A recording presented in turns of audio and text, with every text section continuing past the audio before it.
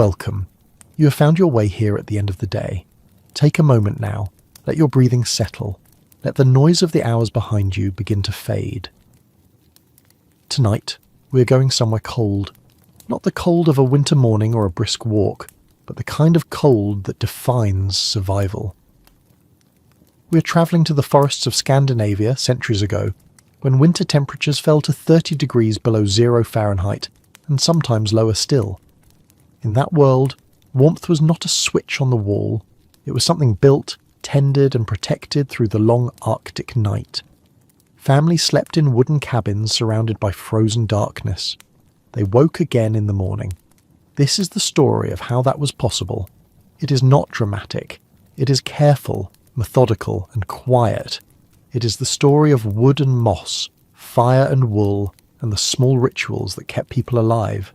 So settle in. Let the story unfold at its own pace. 30 degrees below 0 Fahrenheit is not just cold, it is a threshold. At that temperature, exposed skin begins to freeze in minutes.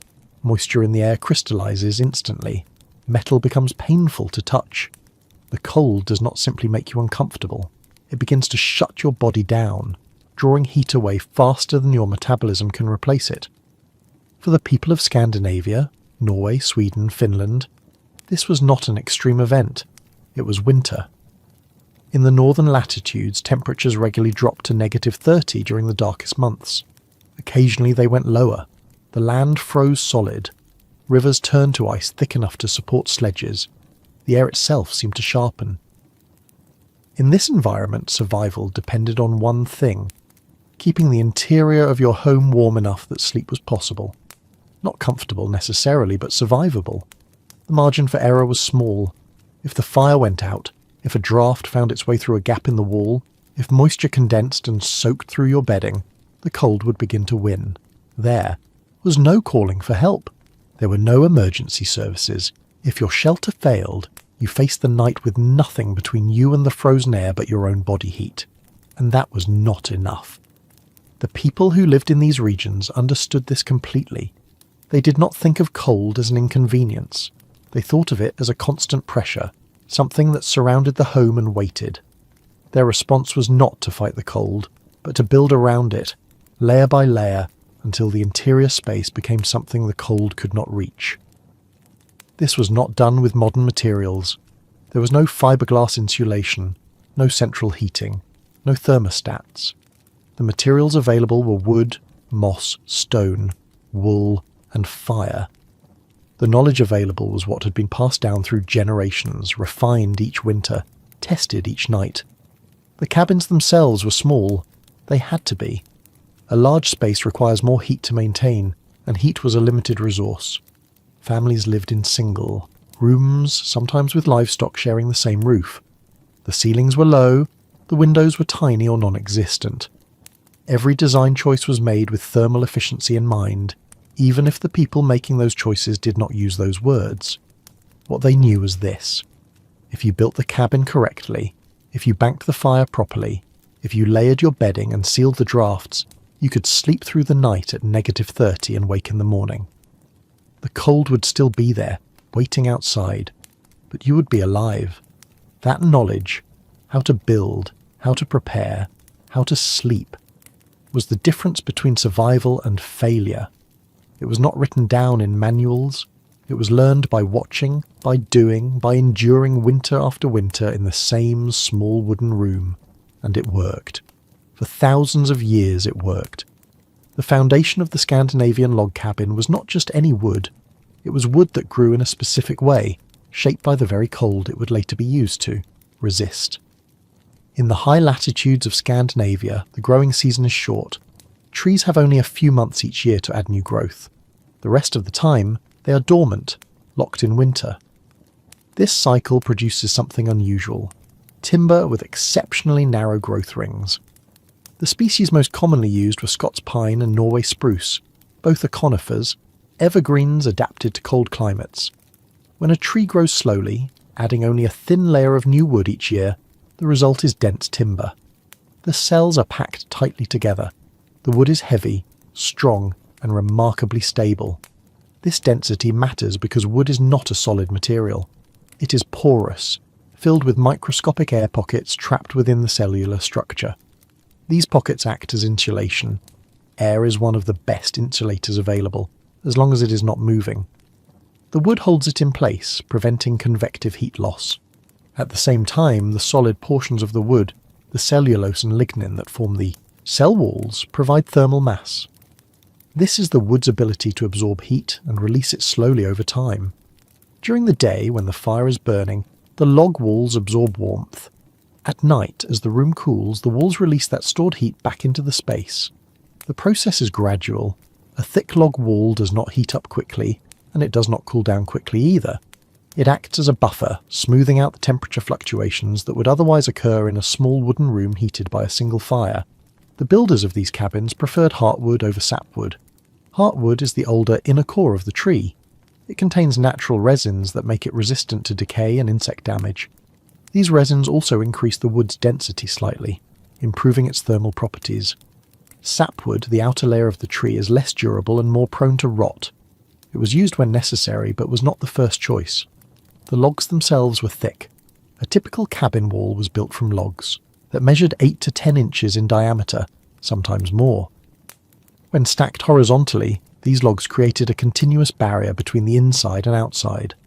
There were no studs, no gaps, no places where heat could escape through a structural weak point. Every inch of the wall provided both strength and insulation. This is different from modern construction, where walls are built as frames with insulation packed between vertical studs. In that system, the wooden studs themselves become thermal bridges, paths where heat can escape more easily than through the insulation. A log wall has no such bridges. It is monolithic, a single unbroken mass of wood from top to bottom. The thermal resistance of a material is measured in R value. The higher the R value, the better the insulation. A solid log wall 8 to 10 inches thick provides an R value of approximately 9 to 12. That number may not sound impressive compared to modern insulated walls, but it is achieved without any additional materials. The log itself is the insulation. And the wood does something else, it breathes. Wood is hygroscopic, meaning it absorbs and releases moisture from the air. In a sealed cabin, where cooking and breathing and even the presence of livestock create humidity, this property is essential. The logs absorb excess moisture when the air is damp and release it when the air is dry. This prevents condensation from forming on cold surfaces, which would lead to rot and mould. The people who built these cabins did not understand the physics in modern terms. They did not calculate R values or discuss thermal mass, but they understood the material. They knew which trees grew in the right conditions, which logs would split cleanly, which wood would resist rot. They knew that thick logs from slow-growth forests worked better than thin logs from fast-growth forests. They knew this because they had tried both, and one kept them warmer. The wood, in a sense, remembered the cold that shaped it. And in the cabin, it used that memory to resist the cold once more. A stack of logs is not a cabin. Without a method to lock the logs together, the structure would simply collapse or shift apart under its own weight. The people of Scandinavia developed a solution that was both simple and precise, the interlocking corner joint. This technique, known as Knuttemring in Sweden and Lafteverk in Norway, emerged in its refined form around the 11th or 12th century. It allowed logs to overlap at the corners, creating a frame that was self-supporting and resistant to wind pressure. More importantly, it created a structure that became tighter over time. The principle is straightforward. At each corner of the cabin, the logs are notched so that they fit together like puzzle pieces. Each log rests in a carved notch on the log below it, and the log above it rests in a notch carved into the first. The result is a series of alternating overlaps that lock the entire wall into place. The skill was in the cutting. The notches had to be precise. If they were too shallow, the logs would not sit firmly. If they were too deep, the structural integrity of the log would be compromised. The angle and depth of each notch had to match the contour of the log it would rest against, and because logs are not perfectly round, each notch was slightly different. Builders used a tool called a drag jern, or scriber. This was a pair of metal arms connected at a pivot point, similar to a compass.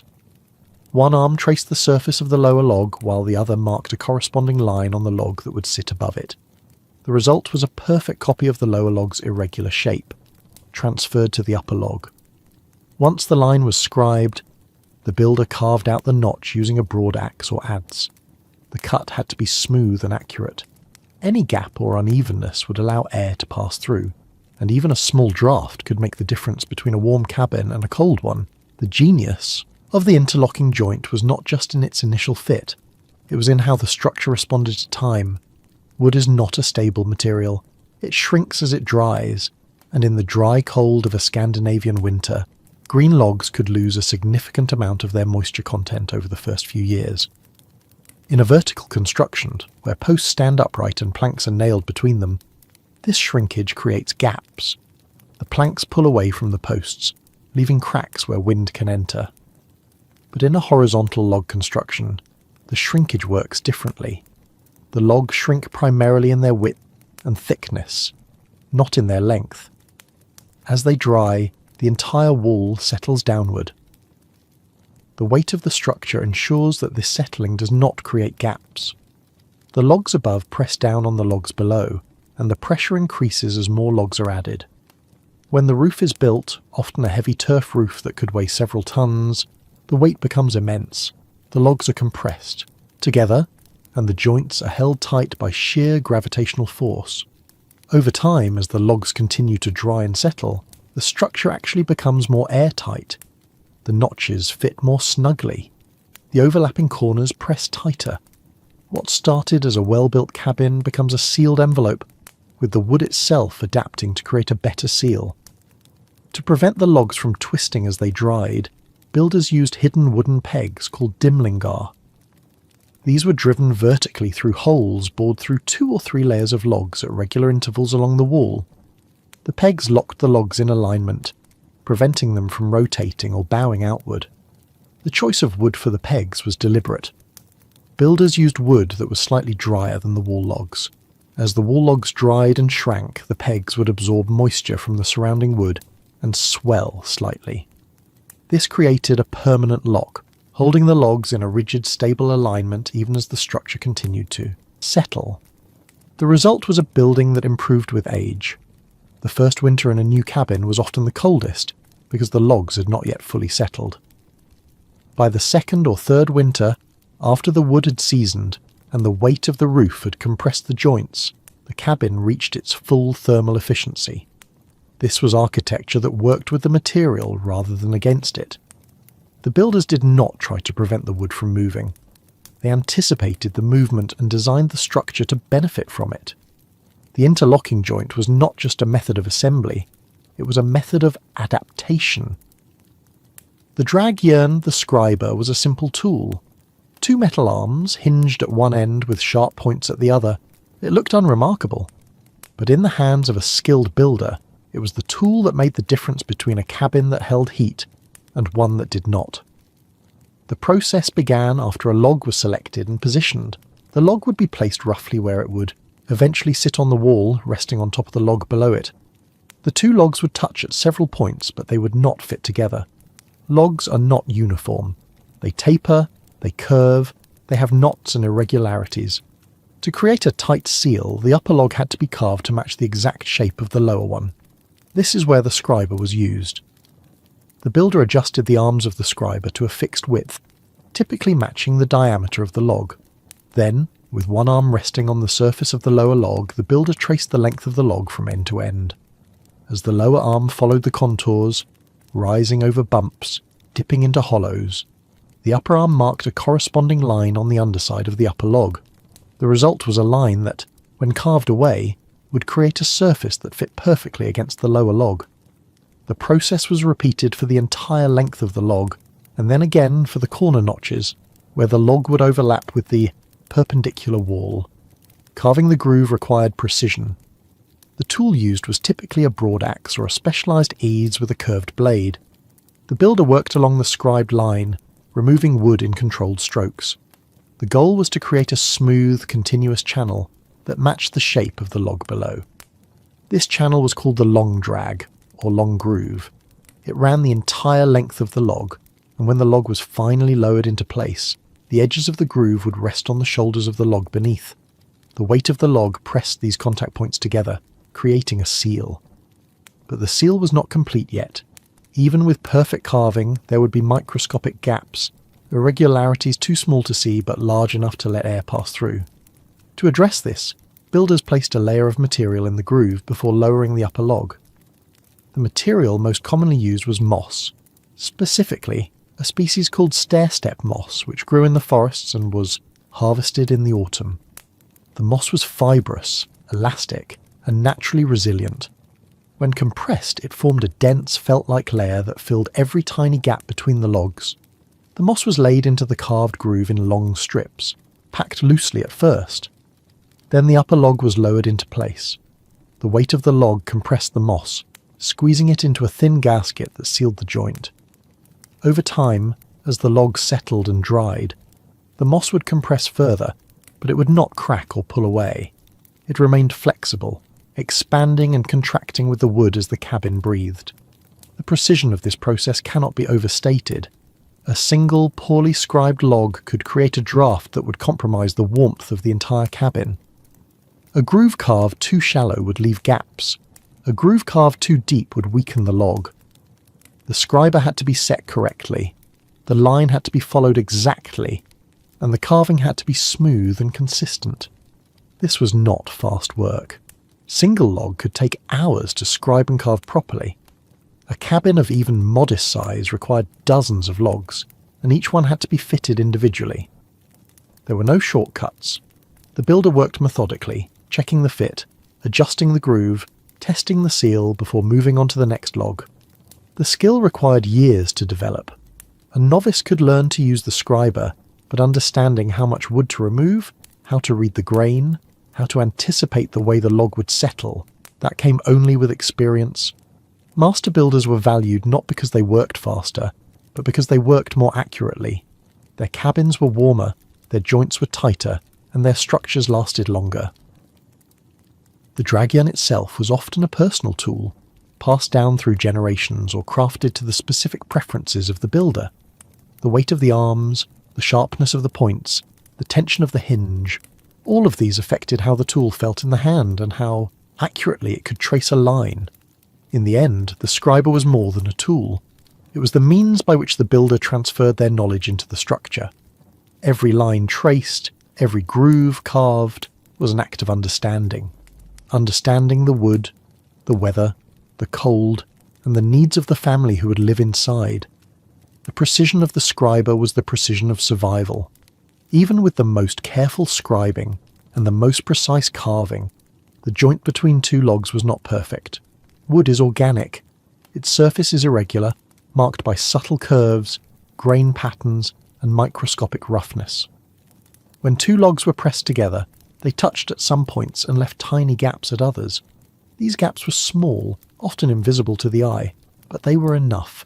Air could pass through them, and in a cabin at 30 degrees below zero, even the smallest draft could carry away significant heat. The solution was not to try to make the logs perfectly smooth. That would have been impractical and would have weakened the wood. Instead, the builders placed a flexible material between the logs, something that could fill the gaps and adapt to the wood's movement. The material they chose was moss, specifically a species known as stair-step moss, or Hylocomium splendens. This moss grew abundantly in the forests of Scandinavia, forming thick, springy carpets on the forest floor. It was harvested in late summer or early autumn, when it was dry but still pliable. The moss was gathered in large bundles and stored until it was needed for construction. The properties of this moss made it ideal for chinking. It was fibrous, with long interwoven strands that gave it structure. When compressed, it did not crumble or break apart. Instead, it compacted into a dense, resilient mat. And when the pressure was released, it expanded again, though not quite to its original volume. This elasticity was critical. As the logs dried and settled over the first few years of the cabin's life, they would shift slightly. A rigid sealant, such as clay or lime mortar, would crack under this movement, pulling away from the wood and leaving gaps. But moss moved with the wood. It compressed when the logs pressed together and expanded when they pulled apart, maintaining the seal. The moss also had natural preservative properties. It contained phenolic compounds that inhibited the growth of fungi and bacteria. In the dark, potentially damp environment of the log joint, this was important. Wood that stayed wet would rot. The moss helped keep the joint dry by wicking moisture away from the wood surface and allowing it to evaporate into the surrounding air. The process of placing the moss was straightforward but required care. After the long drag, the long groove, was carved into the underside of a log, the builder would lay strips of moss along the length of the groove. The moss was not packed tightly at this stage, it was laid loosely in a layer thick enough to ensure full coverage but not so thick that it would prevent the log from sitting properly. Then the log was lifted and lowered into place. As it descended, the weight of the log pressed the moss into the groove, compressing it into a thin gasket. The builder would check the fit, sometimes lifting the log again to adjust the moss if the seal was not uniform. Once the log was in position, the moss was effectively locked in place. The weight of the logs above, combined with the eventual weight of the roof, ensured that the moss remained compressed. Over time it would settle further, becoming a permanent flexible barrier between the logs. In some cabins, particularly in poorer households or in regions where moss was less abundant, other materials were used for chinking. Wool was common, either raw fleece or old, worn-out clothing that had been shredded into fibres. Straw was used occasionally, though it was less effective because it compacted too much and did not recover its volume. In extreme cases, families would use whatever was available: scraps of fabric, animal hair, even old bedding. But moss remained the preferred material. It was free, abundant, and superior in performance. A cabin chinked with moss could remain sealed for decades, requiring only minor maintenance to replace sections that had deteriorated or been disturbed by pests. There was also a practical rhythm to the use of moss. In the autumn, after the harvest, families would gather moss from the forest and dry it for the winter ahead. If a cabin needed repairs, if a log had shifted or a gap had opened, the moss could be replaced during the short summer months, when the weather allowed for outdoor work. The moss itself became part of the cabin's life cycle. It aged with the structure, darkening and compacting over the years.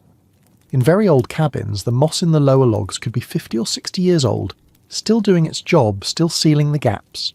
This was not a sophisticated material by modern standards. It was not engineered or manufactured. It was simply gathered from the forest and put to use. But it worked because it matched the properties of the wood it was sealing.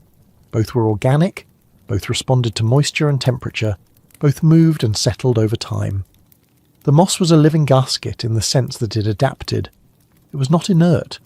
It responded to the environment, adjusting its volume and flexibility as conditions changed. And in doing so, it kept the cold outside and the warmth inside. In the end, the moss was as essential to the cabin's survival as the logs themselves. Without it, the precision of the scriber and the skill of the builder would have been wasted. The gaps would have remained, and the cold would have found its way in. With it, the cabin became a sealed envelope, a space where warmth could be held and sleep could happen, even when the world outside was frozen solid. The roof of a Scandinavian log cabin was not a light structure. It was not made of wooden shingles or thin planks. It was made of earth. The traditional roof consisted of multiple layers. First, a framework of wooden beams was laid across the top of the walls, forming a support structure. On top of these beams, birch bark was placed as a waterproof membrane. The bark was harvested in large sheets, overlapped like tiles, and secured with wooden pegs or strips of willow. Over the birch bark, a thick layer of turf was laid. This was not loose soil. It was sod, intact sections of earth with the grass and roots still attached. The roots held the soil together, creating a mat that could be cut into blocks and stacked like bricks. The turf layer was typically 8 to 12 inches thick. Sometimes it was thicker. When dry, this roof weighed several £100 per square metre. When wet from rain or melting snow, it could weigh twice that. And in winter, when snow accumulated on top, the weight increased further. A modest cabin with a turf roof could be supporting 2 to 3 tons of material pressing down on the log walls. A larger structure could bear 5 tons or more. This enormous weight was not a problem, it was intentional. The pressure from the roof served a critical function in the cabin's thermal performance. As the logs settled and dried, they shrank. The walls would sink lower, sometimes by several inches over the first few years. Without constant downward pressure, this settling could create gaps between the logs, especially at the corner joints where the interlocking notches met. But the weight of the roof prevented this. It pressed the logs together continuously, forcing the joints to remain tight even as the wood moved. As the logs shrank, the roof descended with them, maintaining the compression. The heavier the roof, the tighter the seal. This was especially important during the winter. The cold caused the wood to contract slightly, and the dry indoor air, kept dry by the heating, drew moisture out of the logs. Both effects would normally create small gaps, but the weight of the snow-covered roof countered this, pressing the logs together with even greater force. The snow itself added insulation. A thick layer of snow is mostly air-trapped between ice crystals. Air, when still, is an excellent insulator. A roof covered with 2 feet of snow had an additional layer of insulation that reduced heat loss through the ceiling. The cabin became warmer, not colder, as the snow accumulated. The turf layer also provided thermal mass. During the day, when the fire was burning and the interior was warm, the earth in the roof absorbed heat. At night, as the fire was banked and the room cooled, the roof released some of that heat back into the cabin. The effect was subtle, but it helped smooth out the temperature fluctuations. There was a maintenance cost to this design. Turf roofs required care. In the spring, when the snow melted and the rains came, the sod would sometimes wash away or develop bare patches. Grass had to be encouraged to grow, because the roots were what held the structure together. In some regions, families would let goats or sheep graze on the roof during the summer, which kept the grass trimmed and fertilized the soil. But these were minor concerns compared to the benefit. The weight of the roof was what made the cabin functional. It was the constant, patient force that held the entire structure together, year after year, winter after winter. In some areas, particularly in Norway, the turf roof became a symbol of permanence. A cabin with a well-maintained turf roof could last for generations. The roof aged with the structure, the grass turning brown in winter and green in summer, the soil compacting and hardening over time. Eventually the roof became almost like stone, dense, solid, and nearly impermeable. The builders understood this relationship between weight and seal. Even if they did not describe it in those terms, they knew that a heavy roof made a warm cabin. They knew that adding more layers of turf improved the seal. They knew that the snow, rather than being a burden, was an ally. And so they built roofs that were deliberately heavy, roofs that pressed down on the walls with the weight of the earth itself. The cold could not lift that weight. It could not shift the logs or open the joints. The roof held everything in place, and the cabin remained sealed. In the deep winter, when the temperature outside fell to 30 below, and the wind howled across the frozen landscape, the cabin sat beneath its roof of earth and snow, silent and still. The weight above was the weight of survival, pressing down, holding tight, keeping the warmth inside. Fire was the heart of the cabin. Without it, there was no warmth, no cooked food, no light. But fire by itself was not enough. How the fire was managed, how its heat was captured and stored, determined whether the cabin remained warm through the night. The earliest Scandinavian homes used a system called the roikstue, or smoke room. In this design, there was no chimney. The fire burned in an open hearth in the centre of the room, and the smoke rose to the ceiling, where it collected in a thick, hot layer. A hole in the roof, called a lure, allowed some of the smoke to escape, but not all of it. The smoke-filled upper portion of the room was unpleasant to breathe, but it served a purpose. The hot smoke radiated heat downward, warming the space below. The layer of smoke also acted as insulation, trapping heat near the ceiling and preventing it from escaping through the roof. At the same time, the smoke had a preservative effect. It dried the wooden beams and thatch, preventing rot.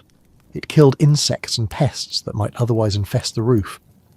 And it gave the interior of the cabin a distinctive smell, sharp, acrid, but familiar. The cost of the roikstue was health. Living in a smoke-filled room caused respiratory problems, eyes watered, throats burned, and over time the constant exposure to particulate matter took a toll. But in the absence of an alternative, it was accepted as part of life. The transition to a proper chimney took centuries. Early chimneys were simple, just a hole in the wall or roof with a stone hood to direct the smoke outside. These improved air quality but were inefficient. Much of the heat went straight up the chimney, and the room remained cold unless the fire was kept burning constantly. The breakthrough came with the masonry stove, which began to appear in Scandinavia during the 18th century. This was not a fireplace with a chimney. It was a large enclosed structure built from stone or brick, designed to capture the heat from a fire and release it slowly over many hours. The stove was massive. A typical masonry stove weighed between 2 and 5 tons. It occupied a significant portion of the cabin, often built into a central wall so that it could radiate heat into multiple rooms. The exterior surface was usually tiled or plastered, smooth and clean, suitable for a living space. Inside, the stove was a labyrinth. The firebox, where the wood was burned, was relatively small, but the flue system was extensive. Instead of allowing the hot gases from the fire to escape directly, the stove channeled them through a series of internal passages that wound back and forth, up and down, sometimes extending 10 meters or more in total length. As the hot gases travelled through these channels, they transferred their heat to the surrounding stone or brick. The masonry absorbed the energy, heating up gradually. By the time the smoke reached the chimney and exited the building, it was barely warm. Almost all of the heat had been extracted and stored in the mass of the stove. This stored heat was then released as radiant energy. Unlike convective heat, which warms the air, radiant heat travels as infrared radiation, warming objects and people directly. A person sitting near a masonry stove would feel the warmth on their skin, even if the air temperature in the room was cool. The efficiency of this system was extraordinary. A single firing, one load of wood burned hot and fast, could keep the stove warm for 12 to 24 hours. In the coldest months, the stove was fired twice a day, once in the morning and once in the evening. The rest of the time, it simply radiated the stored heat. This changed the nature of fire management. With an open hearth or a metal wood stove, the fire had to be kept burning continuously to maintain warmth. If the fire went out, the room cooled rapidly, but with a masonry stove, the fire was allowed to burn out completely. The stove retained the heat long after the flames were gone. The construction of a masonry stove required specialized knowledge. The design of the flue channels was critical. If the passages were too narrow, they would restrict airflow, and the fire would not burn properly. If they were too wide, the gases would pass through too quickly and not transfer enough heat. The builder had to balance draft, heat transfer, and structural integrity. The materials also mattered. Stone was preferred over brick in some regions because it had higher thermal mass. Soapstone in particular was valued for its ability to absorb and hold heat. A soapstone stove would remain warm to the touch for an entire day after the fire had burned out. The transition from the Roik to the masonry stove represented a fundamental shift in how people related to fire. In the smoke room, fire was a constant presence, always burning, always demanding attention. In the masonry stove, fire became a ritual, something that was built, tended, and then allowed to rest while the stone did the work of warming the home. For families living at 30 degrees below zero, this made the difference between exhaustion and rest. They no longer had to wake throughout the night to feed the fire. They could bank the coals in the evening, close the stove, and trust that the heat stored in the stone would carry them through until morning. The masonry stove was not just a heating device, it was a battery, storing energy when it was abundant and releasing it when it was needed. And in the cold darkness of the Scandinavian winter, that stored energy was life. The power of the masonry stove lay hidden inside its walls. From the outside, it appeared as a simple structure, a tall rectangular block of stone or brick with a small door at the base and a flue pipe rising from the top. But inside, the stove was complex, a carefully engineered system designed to extract every possible unit of heat from the burning wood. The process began in the firebox. This was a chamber built from firebrick, a material that could withstand extreme temperatures without cracking. The firebox was not large, typically about the size of a small crate, because the goal was not to burn a large amount of wood slowly, but to burn a moderate amount of wood very hot and very fast. When the fire was lit, the flames reached temperatures of 1200 to 1500 degrees Fahrenheit. At these temperatures, the wood burned almost completely, leaving little ash and producing minimal creosote. The heat was intense, filling the firebox and radiating into the surrounding walls. But the hot gases from the fire did not go straight up the chimney. Instead, they were directed into the first chamber of the flue system. This chamber was positioned directly above or behind the firebox, and it allowed the gases to expand and slow down. As they slowed, they began to transfer heat to the masonry walls. From the first chamber, the gases were channeled downward into a second passage, then upward again into a third, then downward once more. The exact configuration varied depending on the design, but the principle was consistent. The gases were forced to take the longest possible path before they reached the chimney. Each turn in the flue system created an opportunity for heat transfer. The hot gases came into contact with cool stone and energy moved from the gas to the stone. The stone heated up, the gas cooled down. By the time the gases completed their journey through the labyrinth and entered the chimney, they had lost most of their energy. This was measured by the temperature of the exhaust. In a simple fireplace with a straight chimney, the exhaust gases might exit at 600 or 700 degrees. In a well-designed masonry stove, the exhaust temperature was often below 200 degrees. The difference represented energy that had been captured and stored in the stove rather than lost to the outside air. The walls of the flue chambers were thick, often 6 to 8 inches of solid masonry. This thickness was necessary to provide sufficient thermal mass. The more mass, the more heat could be stored. A stove with thin walls would heat up quickly but cool down quickly as well. A stove with thick walls took longer to heat but retained that heat for many hours. The surface area inside the flue system was also important. The more surface area the hot gases came into contact with, the more heat could be transferred. This is why the flue passages were often narrow and winding rather than wide and straight. The gases were forced to flow along the walls, maximising contact and maximising heat transfer. There was a balance to be maintained. If the flue system was too restrictive, it would create excessive back pressure, and the fire would not draw properly. Smoke would spill out into the room instead of being pulled up through the system. The builder had to ensure that there was enough draft to keep the fire burning cleanly, while still extracting as much heat as possible. This required an understanding of airflow and combustion that was gained through experience.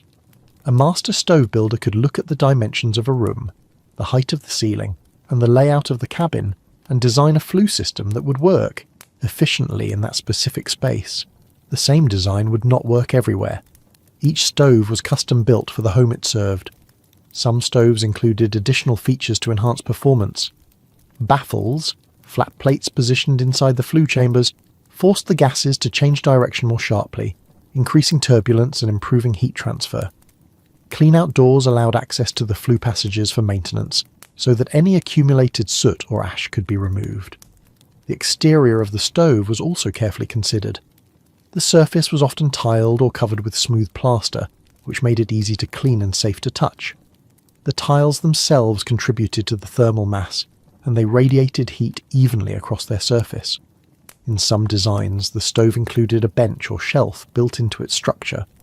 Families would sit on these benches during the coldest days, absorbing the radiant heat directly into their bodies. Children would do their tasks near the stove, and in the evening, the warmth from the bench made it a favoured spot for rest. The flue system was not visible. It was buried inside the walls of the stove, hidden from view, but its presence was felt. The stove would remain warm for hours after the fire had gone out, sometimes still radiating gentle heat the following morning. This was the labyrinth at work, holding the energy captured from the flames and releasing it slowly, steadily through the long night. For a family living at 30 degrees below zero, this was what made sleep possible. The stove did not require constant attention. It did not demand that someone wake every few hours to add wood. It simply held the heat, patient and reliable, while the family rested. The labyrinth inside the stove was a kind of memory. It remembered the fire, held its warmth, and gave it back when it was needed most. As the daylight faded and the temperature outside began to drop, the work of preparing for the night began. This was not a hurried process. It was methodical, a series of small actions that, taken together, ensured the cabin would remain warm through the hours of darkness. The fire had been burning steadily throughout the day, fed with logs as needed to maintain a comfortable temperature. But as evening approached, the goal shifted. The fire was no longer meant to provide immediate heat. It was meant to last. The first step was to let the fire burn down. No new wood was added. The flames were allowed to consume the remaining logs until only coals remained. A thick bed of glowing embers, red and orange, radiating intense heat but no longer producing flames. These coals were the foundation of the night's warmth. A properly maintained coal bed could hold heat for many hours, far longer than burning wood. The coals glowed because they were still undergoing combustion, but the process was slow, limited by the amount of oxygen available. Once the coal bed was established, the next step was to arrange it. Using a long iron rake or poker, the person tending the fire would pull the coals into a concentrated pile, usually toward the back of the hearth or the centre of the stove. This reduced the surface area exposed to the air, which slowed the rate of combustion even further. If additional wood was to be added, it was done now, but carefully. The logs chosen for overnight burning were large, dense and unsplit. Hardwoods like oak or birch were preferred because they burned more slowly than softwoods. A single massive log, placed on top of the coal bed, could smoulder for 8 to 10 hours without producing much flame. The logs were positioned in a specific way. They were laid parallel to each other, packed tightly so that there were minimal gaps between them. This configuration, sometimes called east-west loading, restricted airflow. The fire could only spread slowly from one log to the next, and the heat was released gradually rather than all at once. After the logs were in place, the coal bed was covered with ash. This was the most critical step. Ash is an excellent insulator. A layer of fine ash, 2 to 3 inches thick, could be shoveled over the coals, burying them completely. The ash restricted the flow of oxygen to the embers, slowing combustion to an almost imperceptible rate. Beneath the ash, the coals remained alive. They continued to glow, but the heat was trapped. The ash layer acted as a blanket, holding the warmth in and preventing it from radiating into the room too quickly. In the morning, when the ash was raked away, the coals would still be red hot, ready to ignite fresh kindling. This technique required judgment. If the ash layer was too thick, it could smother the coals entirely, extinguishing them. If it was too thin, the coals would burn too quickly and be gone by morning. The person tending the fire had to know the exact thickness that would preserve the ember without killing it. In cabins with masonry stoves, there was an additional step. After the fire was banked, the damper, a metal plate inside the flue, was closed or adjusted to a narrow opening.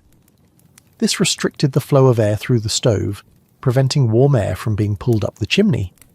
The stove retained more of its heat, and the room stayed warmer. The damper had to be adjusted carefully. If it was closed too much, smoke could back up into the room. If it was left too open, heat would escape. The right setting was learned through experience, and it varied depending on the weather, the type of wood being burned, and the condition of the fire. Once the fire was banked and the stove was set, the cabin was sealed for the night. Gaps around doors and windows were checked. In the coldest weather, additional insulation, old blankets, stuffed sacks, even packed snow, was placed against the door to block drafts. The goal was to create a sealed envelope where the warmth could be held. This evening ritual was not optional, it was essential. A poorly banked fire would go out during the night, and the cabin would grow cold. Waking to a cold cabin meant starting the fire from scratch, which required time and effort. Worse, it meant that the night had been colder than it should have been, and the family's sleep had been disrupted. But a properly banked fire was reliable. The coals would last through the night, and in the morning the fire could be revived in minutes. A few shavings of dry bark, a handful of kindling, and a gentle breath of air on the uncovered coals would bring the flames back. There was a particular satisfaction in this. The fire did not die. It was not abandoned. It was simply put to rest, held in suspension, waiting to return. And in the morning, when the ash was pulled back and the ember glowed bright again, it was as if the fire had never left. This continuity was important. In many households, the fire was considered immortal. It was never allowed to go out completely. If it did, it was seen as a failure, a break in the chain of warmth that connected one day to the next, one generation to the next. The evening banking ritual was how that continuity was maintained.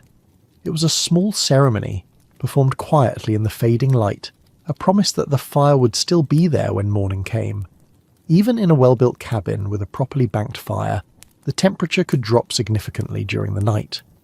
The fire's heat stored in the masonry stove or the log walls would sustain the main room for hours, but it was not infinite. Toward the coldest part of the night, usually just before dawn, the temperature near the outer walls could approach freezing. For sleep to be safe and restful, an additional layer of protection was needed. This was provided by the box bed. The box bed was a wooden enclosure built into the wall of the cabin, or constructed as a freestanding piece of furniture. It resembled a large cupboard, with a platform inside for sleeping and walls on 3 or 4 sides. Some box beds had solid, wooden doors that could be closed. Others used heavy wool curtains to seal the opening. The dimensions of a box bed were compact. The interior space was typically just large enough for 2 adults or several children to lie down. The length was often surprisingly short, only about 5.5 feet, because people did not sleep lying flat. They slept in a semi-reclined position, propped up by pillows or bolsters, with their knees slightly bent. This sleeping position was common throughout much of Europe during this period. It was partly a matter of space. Shorter beds took up less room, but there was also a cultural belief that lying completely flat was unhealthy, or that it resembled the position of a corpse. Sleeping half upright was thought to aid digestion and breathing. The true function of the box bed was thermal. By enclosing the sleepers in a small volume, the bed created a microclimate that could be warmed by body heat alone. A resting human body generates approximately 100 watts of heat through metabolic processes. This heat is released through the skin and through respiration. In an open room, this heat dissipates quickly, mixing with the cooler air and providing little benefit. But in an enclosed space of only 2 or 3 cubic meters, the effect is significant. 2 people sleeping in a box bed would produce 200 watts of heat continuously throughout the night. This was enough to raise the temperature inside the bed by 10 to 15 degrees Fahrenheit, above the temperature of the surrounding room. If the room was at 40 degrees, the interior of the bed could reach 55 degrees, cold by modern standards, but survivable with proper bedding. The enclosure also eliminated drafts. Even in a well-sealed cabin, there was always some air movement. Cold air pooled on the floor, and warmer air rose toward the ceiling. This created convective currents that could strip heat away from a sleeper's body. Inside the box bed, with the doors or curtains closed, the air was still. The sleepers were protected from these currents. The walls of the bed itself provided some insulation. Wood is not a particularly good insulator by modern standards, but it is far better than open air. The wooden walls reduced the rate at which heat could escape from the interior of the bed, helping to maintain the warmer microclimate. Some box beds were elevated above the floor, built on a platform that raised the sleeping surface by 1 or 2 feet. This was deliberate. Cold air is denser than warm air, and in a room heated by a central stove, the coldest air would settle at floor level. By raising the bed, the sleepers avoided the coldest part of the room. The opening of the box bed always faced toward the center of the cabin, toward the stove.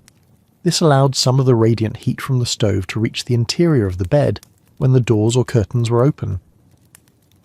During the evening, as the family prepared for sleep, the bed would absorb some of this warmth. Then, when the doors were closed, that warmth was sealed inside along with the metabolic heat of the sleepers.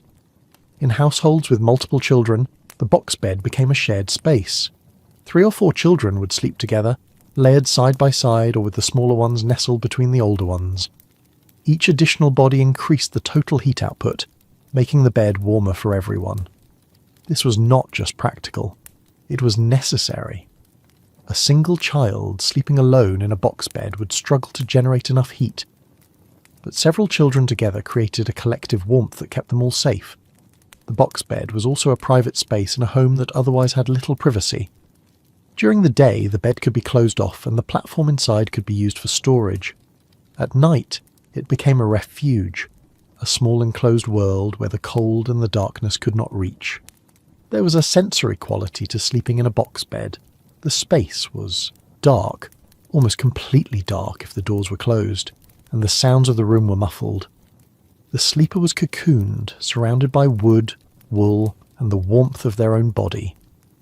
The air inside the bed had a particular smell, a mix of wool, wood, and the faint mustiness of enclosed spaces.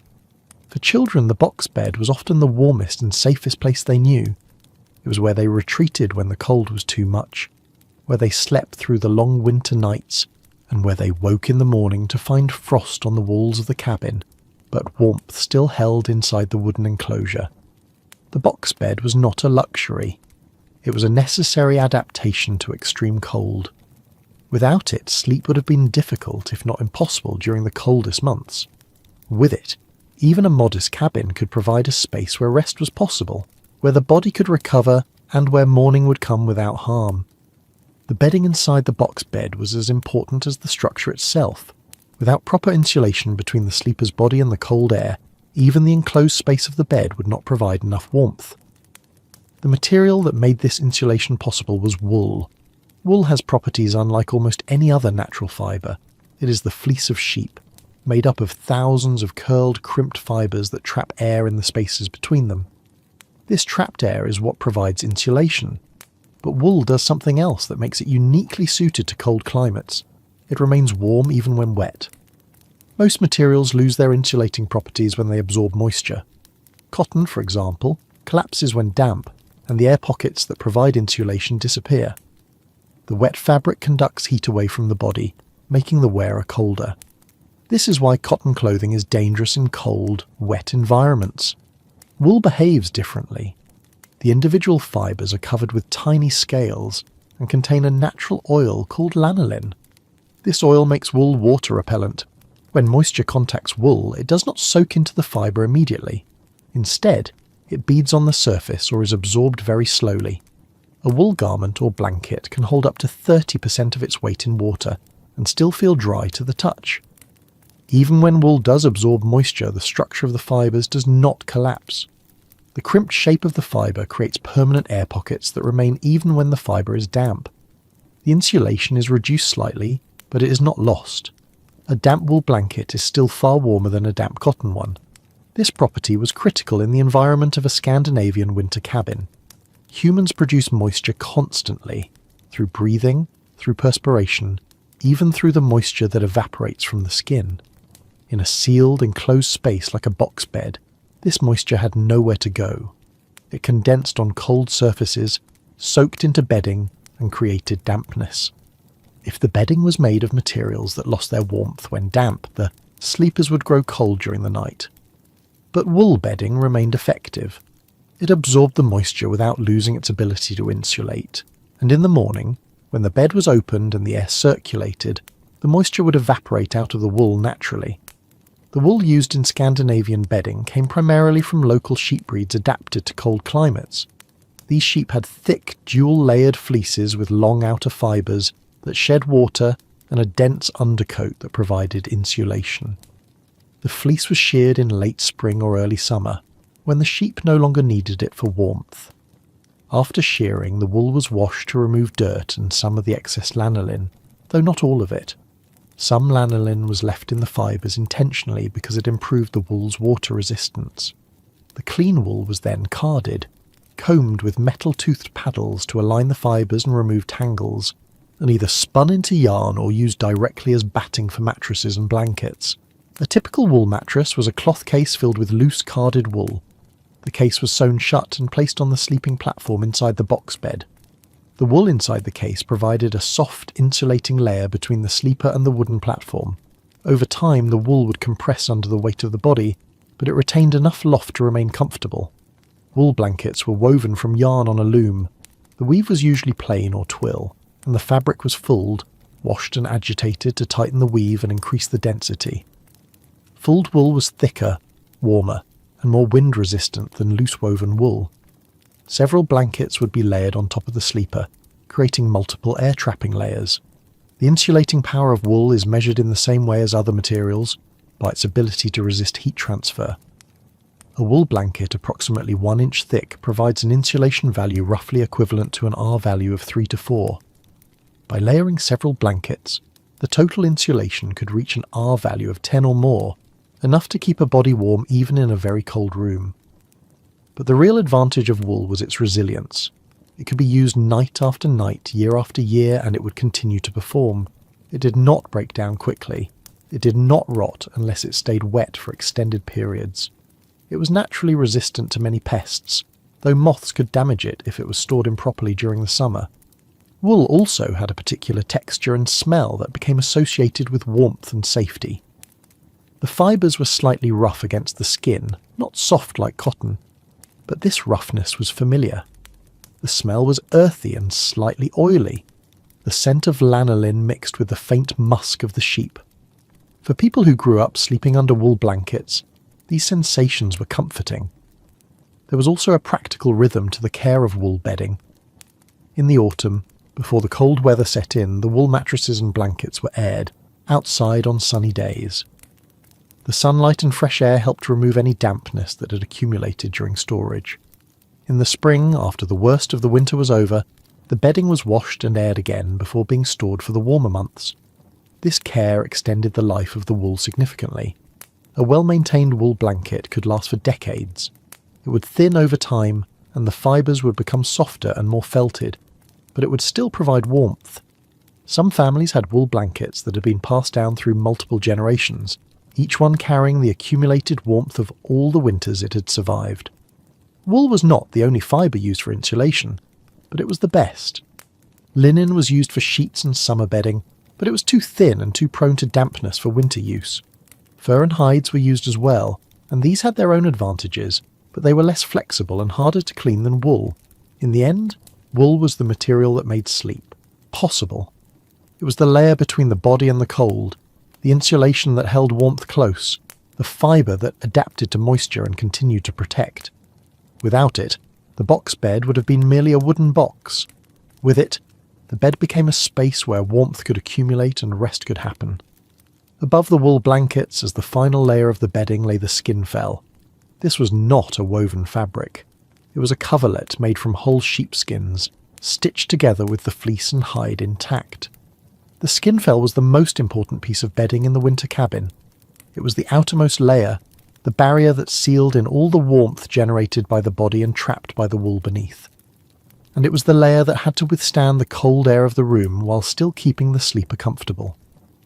The construction of a skin fell began with the selection of hides. The best skins came from mature sheep with thick, dense fleeces.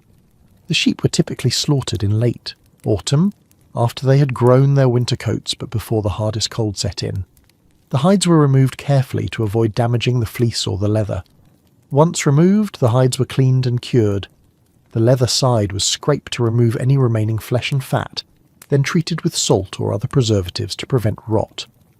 The fleece side was washed and combed to remove dirt and tangles. The result was a hide with a thick layer of wool on one side and smooth, durable leather on the other. A single sheepskin was not large enough to cover a bed. To make a skin fell, 4 to 7 skins were sewn together. The sewing was done using strips of leather cut from the belly of the sheep, where the hide was thinner and more flexible. These strips were strong and did not rot, making them ideal for this purpose. The skins were arranged so that the fleece side faced inward, toward the sleeper. This orientation was deliberate. The fleece provided the insulation, trapping air close to the body. The leather side faced outward, toward the cold air of the room. Leather, when treated and cured, is naturally windproof. It blocks the movement of air, preventing convective heat loss. This combination, fleece for insulation, leather for wind resistance, made the skin fell extraordinarily effective.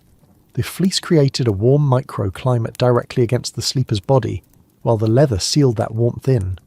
Cold air in the room could not penetrate the leather to reach the fleece, and the warmth generated by the body could not escape. The weight of the skin fell also mattered. A coverlet made from 5 or 6 sheepskins was heavy, often weighing 10 to 15 pounds. This weight pressed the fleece down against the sleeper, increasing contact and improving heat transfer. It also eliminated air gaps where cold drafts could reach the body. The edges of the skin fell were often decorated. Patterns were printed onto the leather using ink made from fermented alder bark. The designs were simple but symbolic. Suns, hearts, interlocking knots. These motifs were not purely decorative. They carried meanings related to protection, warmth, and continuity. A skin fell was often given as a wedding gift or passed down through generations, and the designs connected it to family and tradition. The durability of a skin fell was remarkable. The leather, if properly cared for, could last for decades. The fleece would wear down over time, becoming thinner and more compressed, but it would still provide warmth.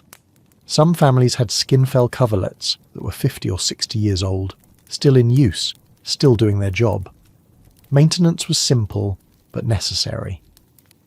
In the spring, when the weather warmed, the skin fell was taken outside and aired. The fleece side was brushed to remove any dirt or debris that had accumulated during the winter. The leather side was checked for cracks or damage, and if any were found, they were repaired with patches or stitching.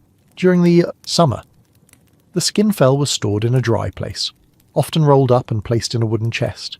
Keeping it dry was essential to prevent mould and rot.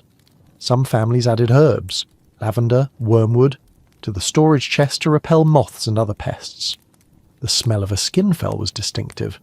It was the smell of lanolin from the fleece, mixed with the earthy scent of cured leather and a faint musk from the sheep itself. This smell became associated with sleep, with warmth, with the deep winter nights when the cold pressed against the walls but could not reach the bed. There was also a tactile quality to the skin fell that people remembered. The fleece was dense and slightly coarse, not as soft as modern wool, but substantial. The leather was smooth and cool when first touched, but warmed quickly from body heat. Sleeping under a skin fell felt like being enveloped, surrounded by material that was both heavy and yielding. For children, the skin fell was often the warmest thing they knew. On the coldest nights, when frost formed on the inside of the cabin walls and the air was sharp enough to sting the lungs, the space under the skin fell remained warm. The fleece held their heat close, and the leather kept the cold away. In some families, the skin fell was used not just for sleeping, but as a sitting cover during the day. It could be draped over a bench near the stove, providing a warm place to sit. In the evening, it was carried to the box bed and spread over the wool blankets ready for the night. The making of a skin fell was skilled work. Not every household could produce one. There were craftspeople who travelled from farm to farm, offering their services to sew skins together. These craftspeople were valued because they knew how to select the best hides, how to align them so the fleece was even, and how to stitch them so the seams would not come apart. A well-made skin fell was an investment. It represented not just the cost of the hides and the labour, but the security of knowing that the family would be warm through the winter. It was passed down as an heirloom, cared for and repaired, a tangible connection between generations.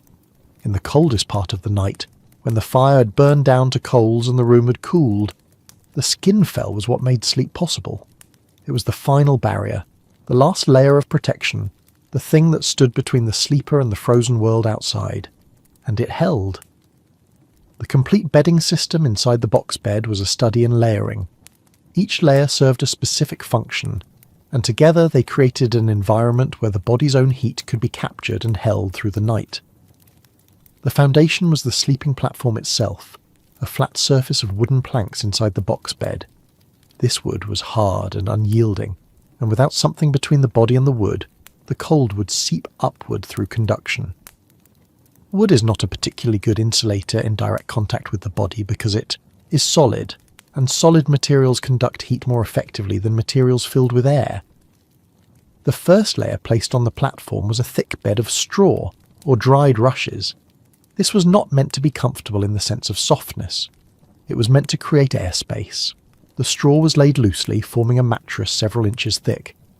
The hollow stems of the straw trapped air, and this layer of trapped air provided the first barrier against the cold coming up from below. Straw had a disadvantage. It compressed under weight. After a few nights of use, the straw would flatten and the air pockets would collapse. To maintain its effectiveness, the straw had to be fluffed and redistributed regularly, sometimes every few days. In the spring, the old straw was removed and replaced with fresh material. On top of the straw was the wool mattress. This was a large cloth sack filled with carded wool sewn shut to keep the wool in place.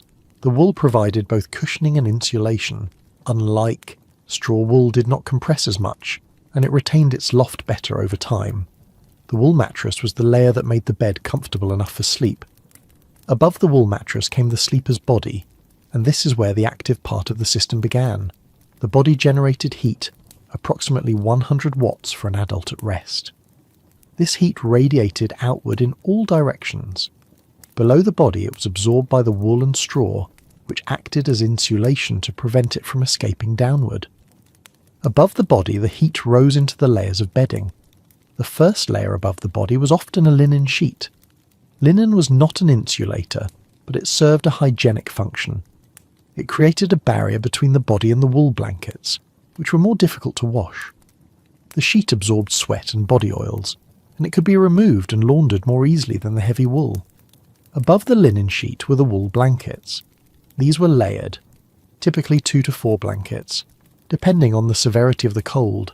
Each blanket added to the total insulation, trapping more air and reducing the rate at which heat could escape. The arrangement of the blankets mattered. The first blanket, closest to the body, was usually a lighter weave, providing moderate warmth without too much weight. The second and third blankets were heavier, with a tighter weave or more thickness, adding both insulation and weight. The weight was important because it pressed the blankets down against the body, eliminating air gaps where heat could escape. Finally, on top of all the wool blankets came the skin fell. This was the seal. The fleece side faced down, resting on top of the wool, creating a continuous layer of fibre insulation. The leather side faced up, blocking any air movement in the room from stripping heat away. The total effect of these layers was cumulative. Each one contributed to the overall insulation value, and together they created a thermal envelope around the body. The body's heat was trapped in the space between the linen sheet and the skin fell, held there by the wool and fleece. The cold air in the room could not penetrate through the leather and fleece to reach the body. Inside this envelope, the temperature could be 20 or 30 degrees warmer than the air in the room. If the room was at 40 degrees Fahrenheit, the space directly around the sleeper's body might be 60 or 70 degrees. This was warm enough for sleep, warm enough that the body did not have to work to generate additional heat, warm enough that rest was possible. The layering system also managed moisture. The body produces moisture constantly through perspiration and respiration. In a sealed environment like the box bed, this moisture had to go somewhere. The linen sheet absorbed some of it directly from the skin. The wool blankets absorbed more, holding it in the fibres without losing their insulating properties. And in the morning, when the bed was opened and aired, the moisture evaporated out of the layers naturally. There was a ritual to entering the bed at night. The sleeper would climb onto the platform, arrange the blankets and skin fell, and then slide underneath, pulling the layers up to the chin or over the head if the room was particularly cold. The weight of the bedding would settle over the body, and within a few minutes the warmth would begin to accumulate. For those sleeping together, spouses, siblings, parents and children, the heat from multiple bodies increased the effectiveness of the system. 2 people produced 200 watts of heat, and in the confined space of the box bed with all the layers in place, this was more than enough to keep both warm. Children often slept in clusters, 3 or 4 in a single bed, layered together under the wool and skin fell. The youngest would be placed in the middle, surrounded by older siblings, so that they received warmth from all sides. This was not just practical, it was necessary. A young child sleeping alone would struggle to generate enough heat to stay warm through the night. There was a sensory aspect to this layered sleep. The textures were varied. The rough weave of the linen, the soft density of the wool, the coarse fleece of the skin fell. The weight was substantial, almost like being held. The darkness inside the closed box bed was complete, and the sounds of the room were muffled. In the deepest part of the night, when the fire had burned down and the room had cooled to its lowest temperature, the layered bedding continued to hold. The heat generated hours earlier was still trapped in the wool and fleece, still radiating back toward the body. The cold pressed against the leather exterior of the skin fell, but it could not get through. And in the morning, when the first light appeared and the cabin began to stir, the layers would be peeled back one by one. The skin fell lifted, the wool blankets folded, the warmth released into the cold air, like a breath, and the sleeper would rise, having survived another night. In the harshest winters, when temperatures remained below 0 for weeks at a time, some households relied on more than wood and stone for warmth. They brought their livestock inside. The practice of housing animals and humans under the same roof was not universal, but it was common in the coldest regions of Scandinavia, and persisted in various forms from the Viking Age into the 19th century. The structure that accommodated this arrangement was called a longhouse. A longhouse was divided into sections. One end was the living quarters for the family, where the hearth or stove was located, where the box beds were built, where daily life occurred. The other end was the byre, a space for cattle, sheep, and goats. Between the two sections there was often a partition, sometimes a full wall with a door, sometimes just a low barrier that allowed air to circulate. The reason for this arrangement was simple. Animals generate heat. A mature cow at rest in a stall produces between 1200 and 1600 watts of metabolic heat. This heat is released continuously, day and night, as long as the animal is alive. It is a byproduct of digestion, respiration, and cellular metabolism. The animal's body is a furnace, burning the energy in hay and grain and releasing it as warmth. A single cow provided as much heat as a large wood-burning stove operating at moderate output. 10 cows produced 15,000 watts, enough to significantly raise the temperature inside an enclosed space. Sheep and goats produced less heat individually, around 200 watts per animal, but they were often kept in larger numbers. 20 sheep could add 4,000 watts. Combined with the cattle, the total heat output from the animals alone could rival or exceed the heat provided by the family's fire. This heat was not distributed evenly. The byre itself was the warmest part of the longhouse, heated directly by the animals' bodies. But the partition between the byre and the living quarters was not airtight. Warm air rose from the animals and drifted into the human section, especially near the ceiling. Cold air from the living quarters flowed down and into the byre, where it was warmed by the animals and rose again. This created a slow convective current that circulated warm air through the entire structure. The effect was subtle but constant. The living quarters did not become as warm as they would have with a large fire, but they remained above freezing even when the fire was banked or when fuel was scarce. The walls of a longhouse were thick, often built with double layers of logs, or with turf packed between the logs for additional insulation. The roof was heavy, weighing the structure down to seal the joints, just as in a smaller cabin. The thermal mass of the walls absorbed heat during the day, when both the fire and the animals were warming the space, and released it at night. The presence of the animals also provided a psychological benefit. They were living creatures, breathing and moving in the darkness. Their sounds, the low murmur of cows chewing cud, the soft bleating of sheep, the rustle of hooves on the straw, were familiar and reassuring. They were a reminder that life continued, even in the frozen depths of winter. But there were costs. The animals required care. They had to be fed daily, which meant someone had to leave the warmth of the living quarters and venture into the byre with hay and water. The water had to be carried in from outside, often from a well or stream that had to be broken through ice. The hay had to be stored nearby, dry and accessible. The animals also produced waste. Manure accumulated in the stalls, and if it was not managed, the smell became overwhelming. In most longhouses, fresh straw was spread over the manure regularly to absorb moisture and reduce odour. The accumulated straw and manure were removed in the spring, when the weather warmed, and used as fertiliser for the fields. The air quality in a longhouse was not ideal. The combination of animal breath, human breath, smoke from the fire, and the gases released by decomposing manure created a thick, humid atmosphere. Ventilation was limited because opening doors or windows would let in the cold. People adapted to this environment, but it was not without health consequences. Respiratory problems were common. The constant exposure to particulate matter, ammonia from the manure and high humidity contributed to chronic coughs and lung ailments. But the alternative, trying to survive the winter without the animals' heat, was worse.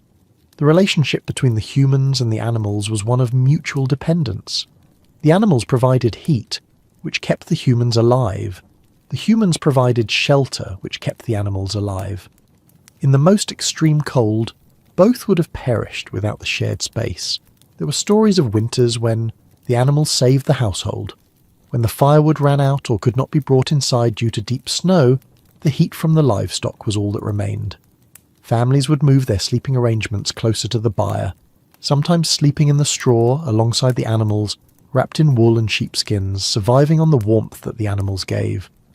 This was not romanticised, it was not pleasant, but it worked. The animals were not pets, they were working partners in survival. In the spring, when the weather warmed and the snow melted, the byre would be cleaned out, the animals would be moved to pasture, and the longhouse would be opened to air. The smell would dissipate, the walls would dry. But when winter returned, the animals came back inside. The partition was closed, the slow circulation of warm air began again, and the biological furnace, steady, patient, reliable, kept the household from freezing through the long dark months. The integration of livestock into the winter household was not merely practical. It created a relationship that shaped daily routines, family roles, and the rhythm of life during the coldest months. Morning began with the animals. Before the fire was rebuilt, before breakfast was prepared, someone had to tend the livestock. This task usually fell to the children or the younger adults, those who could move quickly in the cold and had the energy to carry water and hay. The byre was entered through a low door or opening in the partition. The air inside was thick and warm, heavy with the smell of animals and straw. Breath condensed into visible clouds. The cattle would stir as the person entered, shifting their weight, turning their heads. They were fed first, armfuls of hay pulled from the stored supply and placed in the mangers. Water was the more difficult task. In the depths of winter, the nearest water source was often frozen. Wells had to be cleared of ice, streams had to be broken open. The water, once obtained, had to be carried back to the longhouse in wooden buckets, and it had to be given to the animals before it froze again. The cattle drank slowly, their breath warming the water as they lowered their muzzles into the bucket. Sheep and goats were more skittish, jostling for position, spilling water onto the straw. The person tending them had to move carefully, avoiding hooves and horns in the dim light. Once the animals were fed and watered, the stalls were checked. Fresh straw was added if needed. Any animal showing signs of illness, lethargy, laboured breathing, refusal to eat, was noted and watched. In the isolation of winter, a sick animal could not be easily treated. If it died, it was a significant loss, not just economically, but thermally. One fewer cow meant less heat in the longhouse. The midday hours were quieter. The animals rested, chewing their cud or sleeping in their stalls. The heat they generated continued to rise into the living quarters, mixing with the warmth from the fire. In the afternoon, if the weather was clear, someone might open the door briefly to let in fresh air, but this was done quickly. The cold entered in a rush, and the door was closed again before the warmth could escape. Evening brought another round of feeding. The animals had to be given enough hay to last through the night, because no one would return to the byre until morning. Water was offered again, though many animals drank less in the evening. The straw was checked one last time, and the partition door was closed. Through the night the animals continued their work. They stood or lay in their stalls, their bodies processing the hay, their breath adding moisture to the air, their heat radiating outward. They did not sleep in the way humans sleep. They dozed, half aware, ready to rise if startled. In the living quarters, the family could hear the animals, the sound of chewing, the occasional low call of a cow, the shuffle of hooves. These sounds were part of the night time. Soundscape as familiar as the crackle of the banked fire or the creak of the log walls contracting in the cold. There was a hierarchy among the animals in terms of their contribution to warmth. Cattle were the most valuable. A single cow produced more heat than 10 sheep. Horses, if they were kept inside, produced even more, but they were less common in winter housing because they required more space and more feed. Sheep and goats were useful in numbers, and they had the added benefit of producing wool and milk, but their individual heat output was small. The animals also had different temperaments. Cattle were generally calm, accepting of the confinement. Sheep were nervous, prone to sudden movements if startled. Goats were curious and mischievous, sometimes escaping their stalls and wandering into the living quarters, where they would chew on anything within reach. Children who grew up in longhouses developed an early familiarity with livestock. They learned to move around the animals without fear, to read their behaviour, to know when a cow was content and when it was agitated. This knowledge was practical, but it also created a bond. The animals were not strangers. They were part of the household, contributors to survival. In some families, the animals were given names. A particularly productive cow, one that had lived through many winters, might be referred to with affection. When such an animal died, it was a loss felt by the entire household, not just because of the economic impact, but because of the absence of a presence that had been constant and reliable. The partnership between humans and animals in the longhouse was not equal. The animals had no choice in the arrangement. They were confined, fed what was given, and their bodies were used for warmth just as their milk and wool were used for sustenance and clothing. But within that framework, there was a mutual dependence that could not be denied. The humans needed the animals to survive the winter. The animals needed the humans to provide food and shelter. Neither could endure the cold alone. Together, in the shared space of the longhouse, they created a system that worked. In the spring, when the weather warmed and the snow began to melt, the partition would be opened. The animals would be led outside, blinking in the bright sunlight, their legs stiff from months of confinement. The byre would be cleaned, the straw and manure hauled away. The smell would fade, but the memory of those winter months remained. The warmth of the animals, the sounds in the darkness, the knowledge that survival had depended on more than human effort alone. The animals had been partners, silent and steady, providing the heat that kept the longhouse alive through the coldest nights. In a cabin sealed against the cold, where every gap was chinked with moss and every door was closed tight, the air inside became something different from the air outside. It grew thick with moisture, heavy with the breath of sleepers, dense with the invisible exhalations of bodies at rest. This moisture came from many sources. Each person exhaled water vapour with every breath, roughly a litre of moisture per day through respiration alone. Cooking added more, as boiling water released steam into the room. If livestock shared the space, their breathing and the evaporation from their bodies contributed significantly.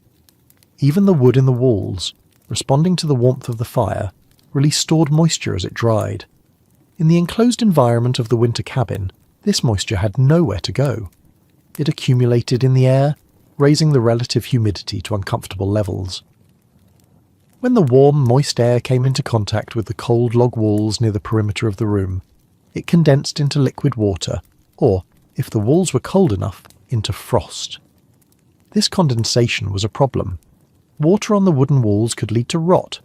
Frost in the chinking could damage the moss. Damp bedding lost its insulating properties. Prolonged exposure to high humidity created conditions for mould growth, which affected both the structure and the health of the inhabitants. The solution, counterintuitive as it seemed, was to open the cabin to the outside air. This practice was known as lufting, or shock airing. Once or twice each day, usually in the morning and again in the evening, the doors and windows of the cabin were opened wide. The cold air rushed in. The warm, moist interior air rushed out. For 5 to 10 minutes the cabin was fully exposed to the frozen world outside. The reason this worked had to do with the nature of cold air. Air at 30 degrees below zero holds almost no moisture. The colder the air, the less water vapour it can contain. At extreme cold, the saturation point is so low that the air is essentially dry. When this cold, dry air entered the cabin, it was initially very cold. But as it mixed with the warmer air inside and was heated by the residual warmth from the stove and walls, its capacity to hold moisture increased dramatically. The air became thirsty for water. This newly warmed air absorbed moisture from every surface it touched. It pulled water vapour from the damp bedding, from the condensation on the walls, from the breath still lingering in the room. Within minutes, the relative humidity inside the cabin dropped from near saturation to a much lower, more manageable level. The temperature also dropped, but not as much as might be expected. The thermal mass of the log walls and the masonry stove meant that the majority of the heat was stored in solid materials, not in the air. The air itself was only a small fraction of the total heat in the room. Replacing the air did not significantly reduce the overall warmth of the cabin. Once the shock airing was complete, the doors and windows were closed again.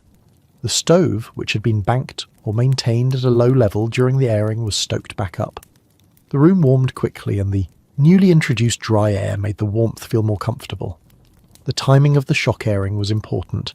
It was done during the day when the fire could be used to quickly restore warmth. It was never done in the middle of the night when the fire was at its lowest and the inhabitants were asleep. The morning airing happened after everyone had risen, before the day's activities began. The evening airing happened before the fire was banked for the night. The duration was also critical. 5 to 10 minutes was usually sufficient. Any longer, and the cabin would lose too much heat. Any shorter, and the moisture would not be adequately removed. Experience taught each household the right length of time for their specific cabin and weather conditions. There was a sensory shock to the practice. When the door was opened, the cold entered like a living thing. The air was sharp, biting, immediate. Faces stung. Breath became visible. The warmth of the room seemed to flee in an instant, pouring out through the open door and dissipating into the frozen world. But after a few minutes, as the air exchange completed, there was a noticeable difference. The air felt cleaner. The heaviness was gone. The mustiness that had accumulated overnight was replaced by a crispness that made breathing easier. Children were often sent outside during the shock airing, both to get them out of the way and to give them a brief exposure to fresh air. They would stand in the snow, wrapped in their wool cloaks, watching the plume of warm, moist air rise from the cabin's door like smoke. When they were called back inside, the cabin felt different. Colder at first, but cleaner, less oppressive. The practice of shock airing required discipline. On the coldest days, when the temperature outside was at its most extreme, there was a strong temptation to skip it, to keep the cabin sealed and preserve every bit of warmth. But families who gave in to this temptation paid the price. The moisture would build, the walls would dampen, and the bedding would lose its effectiveness. Those who maintained the practice, even on the worst days, found that their cabins remained drier and healthier. The wood did not rot. The bedding stayed warm. The air inside was breathable, even after a long night in a sealed box bed. The paradox of ventilation was this. To stay warm through the winter, you had to let the cold in. Not constantly, not for long, but regularly and deliberately. The cold air was not the enemy. It was a tool, a means of removing the moisture that would otherwise undermine every other effort to maintain warmth. This understanding was passed down through generations, encoded in the daily routine. Open the door in the morning, let the cold in, feel the shock, wait, close the door, build up the fire, move forward into the day. It was a small ritual, brief and uncomfortable, but it was as essential to survival as the fire itself. The winter cabin was not silent. It spoke constantly, in a language that those who lived within it learned to understand. The sounds were subtle, easily missed by someone unfamiliar with the structure, but to the inhabitants, they conveyed important information about the state of the building and the world outside. The most dramatic sound was the frost crack. This occurred when the temperature dropped rapidly and the moisture inside a log froze. Water expands when it freezes, and if enough moisture was present in the wood fibres, the expansion created pressure. When the pressure exceeded the strength of the wood, the log would split. The sound was sharp and loud, like a pistol shot. It came without warning, sudden and violent. In the deep night, when everyone was asleep, a frost crack could wake the entire household. The sound echoed through the cabin, and for a moment there would be confusion. What had made that noise? Was something wrong? But those familiar with the cabin knew immediately what it was. The cold had claimed another log. In the morning, someone would inspect the walls, looking for the new split. It would appear as a thin line running along the grain of a log, sometimes just a hairline fracture, sometimes a gap wide enough to see through. These cracks were not necessarily a problem. If the split was small and did not penetrate all the way through the log, it did not compromise the structure. The crack might even close up again when the weather warmed and the wood expanded. But if the crack was large, it needed attention. Moss would be packed into it, or the crack would be sealed with clay or resin to prevent air from passing through. The frequency of frost cracks increased as the temperature dropped. On a night when the temperature fell to 40 below, the cabin might crack 3 or 4 times. Each crack was a reminder of the pressure the cold was exerting, the force trying to break through the walls. There were other sounds from the logs themselves. As the cabin cooled at night, the wood contracted. This contraction was slow and usually silent, but sometimes it was accompanied by a low groan, a creaking sound that seemed to come from deep within the walls.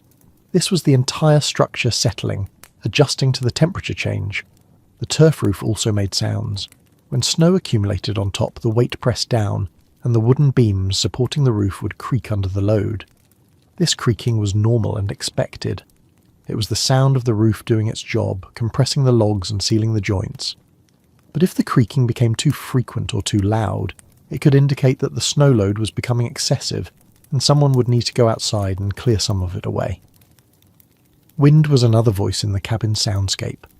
The walls, despite their thickness and the precision of the chinking, were not perfectly airtight. When the wind blew hard, it found the tiny gaps, places where a log had warped slightly, where the moss had compressed more than expected, where a corner joint had a microscopic opening. The wind did not whistle through these gaps. Instead, it created a low hum, a vibration that could be felt as much as heard. This hum changed depending on the wind speed and direction. A steady wind from the north created a different sound than a gusting wind from the west. People learned to interpret these sounds, to know when the wind was rising and when it was falling. The sound of the wind outside was also important. When the wind blew across the snow, it created a hissing sound, a constant background noise that indicated drifting. If the hiss was high-pitched and sharp, the snow was dry and light, being carried in clouds across the surface. If the sound was deeper and more muffled, the snow was heavier, and the wind was having a harder time moving it. A deep moan in the wind was a warning. It meant a storm was building, that the wind was increasing in strength, and the temperature was likely dropping further. When that moan was heard, people checked the livestock, brought in extra firewood, and made sure the cabin was sealed as tightly as possible. Inside the cabin, the fire had its own sounds. The crackle of burning wood was familiar and comforting, but the specific quality of the crackling conveyed information. Dry wood crackled sharply. Damp wood hissed and popped. Resinous pine made a snapping sound as pockets of resin ignited. By listening to the fire, someone could judge the quality of the wood being burned and adjust the next load accordingly. The masonry stove, as it heated and cooled, created sounds of its own. The stone or brick would expand when hot and contract when cold, and this movement caused faint ticking or clicking sounds. These were most noticeable in the hours after the fire had burned down, when the stove was cooling. The ticking was rhythmic, almost like a clock, marking the slow release of stored heat. The animals, if they were present in an attached byre, contributed to the soundscape. The low murmur of cows, the occasional bleat of sheep, the rustle of straw. These were constant reminders that the household was not alone in its struggle against the cold. The sounds were reassuring. Silence from the byre was concerning. It might mean an animal was sick or distressed. Human sounds were part of the environment as well. Breathing, especially in the enclosed space of a box bed, was audible. Snoring, coughing, the rustle of shifting under the wool and skin fell. All of these sounds filled the night. In the darkness, when vision was limited, sound became the primary sense for monitoring the well-being of family members. There was also the sound of ice. On the coldest nights, frost would form on the inside of the door and around the edges of windows. As the temperature fluctuated slightly, this frost would shift, creating tiny cracking sounds. It was a delicate sound, barely noticeable, but those who were awake in the deep night could hear it. The sound of ice growing, spreading across wood and metal. Learning to read these sounds was part of growing up in a winter cabin. Children learned to distinguish between a harmless frost crack and a structural problem. They learned to hear the wind's warnings. They learned to gauge the fire's condition by the quality of its crackling. This knowledge was not taught formally. It was absorbed through experience, through hundreds of nights listening in the darkness. The sounds of the cold were not just information. They were also companionship. In the long hours of the Arctic night, when the world outside was frozen and silent, the cabin's sounds were a reminder that the structure was alive in its own way, working to hold back the cold. The groaning logs, the ticking stove, the hiss of the wind, these were the voices of survival. Heat in the winter cabin did not distribute evenly.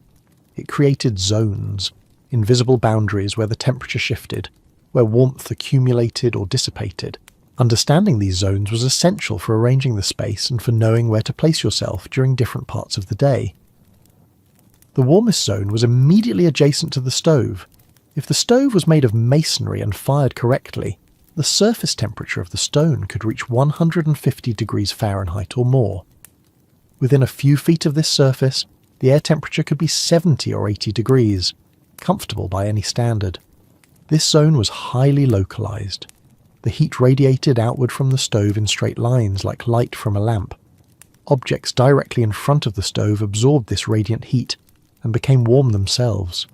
A person sitting within 3 feet of the stove would feel the warmth on the side of their body facing the stove, while the other side remained cooler. This created a gradient. At 3 feet from the stove, the temperature might be 70 degrees. At 6 feet, it might be 60. At 10 feet, 50. The exact numbers varied depending on the size of the stove, the amount of heat it had absorbed, and the insulation of the cabin, but the pattern was consistent. The farther from the stove, the colder the air. Above the stove, warm air rose. This created a column of rising air that carried heat toward the ceiling. The ceiling was the warmest part of the cabin's airspace, sometimes 10 to 15 degrees warmer than the air near the floor. This stratification was natural, a result of hot air being less dense than cold air. The ceiling's warmth was not directly useful to the inhabitants, but it served a function. The warm air at the ceiling warmed the underside of the roof, which reduced the rate at which heat was lost through the roof structure. It also created a thermal buffer, a layer of insulation made of air itself. Near the floor, the temperature was significantly lower. Cold air, being denser, sank to the lowest point in the room. On the coldest nights, the floor could be near freezing even when the air at chest height was 50 degrees.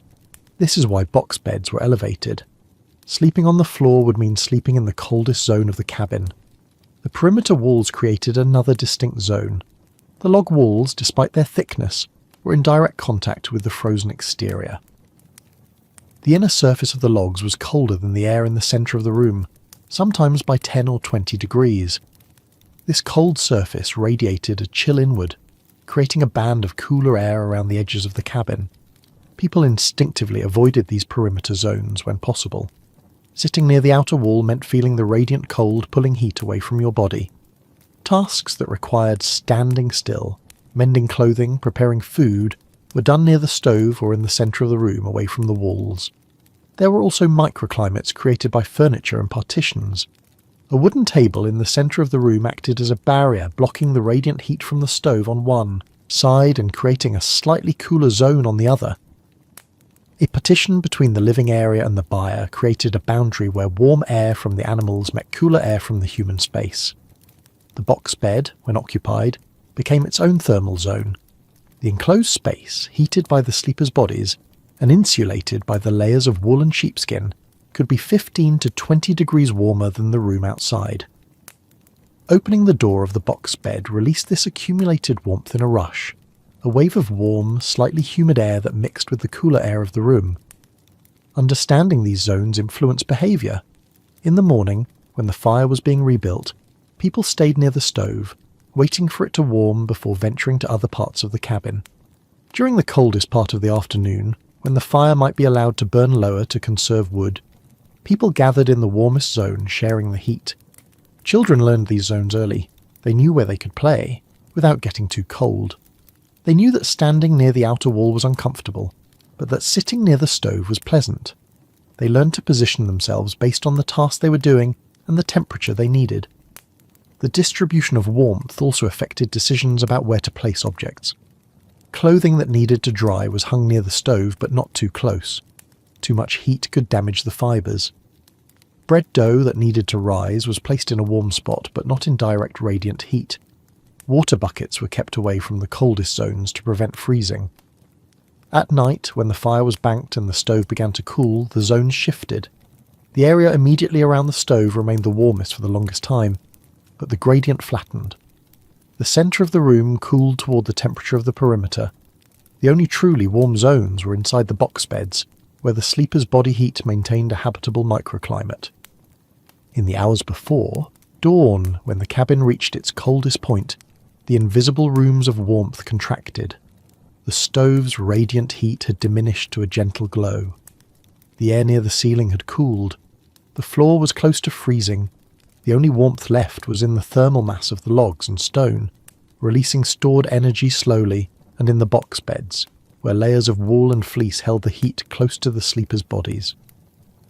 This was the moment when the cabin's design was tested. If the logs were chinked properly, if the roof was sealed, if the stove had stored enough heat, the temperature inside would remain above the point where survival was threatened. The zones of warmth would be small and localized, but they would still exist. And when morning came, and the coals were uncovered and fed with fresh wood, the zones would expand again. The invisible rooms would grow, pushing back the cold, reclaiming the space inside the cabin.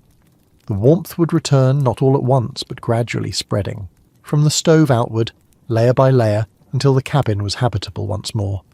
The coldest moment of the night came just before dawn. The fire had been banked hours earlier, and the heat stored in the masonry stove and log walls had slowly dissipated. The cabin's temperature had dropped to its lowest point, hovering somewhere between 35 and 45 degrees Fahrenheit, depending on the severity of the outside cold and the quality of the cabin's construction. Inside the box beds, the sleepers remained warm, cocooned in layers of wool and sheepskin, but the air in the main room was sharp and still. Frost had formed on the inside of the door and around the edges of any cracks in the walls. The darkness was complete, broken only by the faint red glow from the banked coals if someone had left a small gap in the ash covering. The first person to wake was usually the one responsible for the fire. This might be the head of the household, or it might be an older child who had been given the task. Waking at this hour required discipline. The box bed was warm, and the air outside it was cold.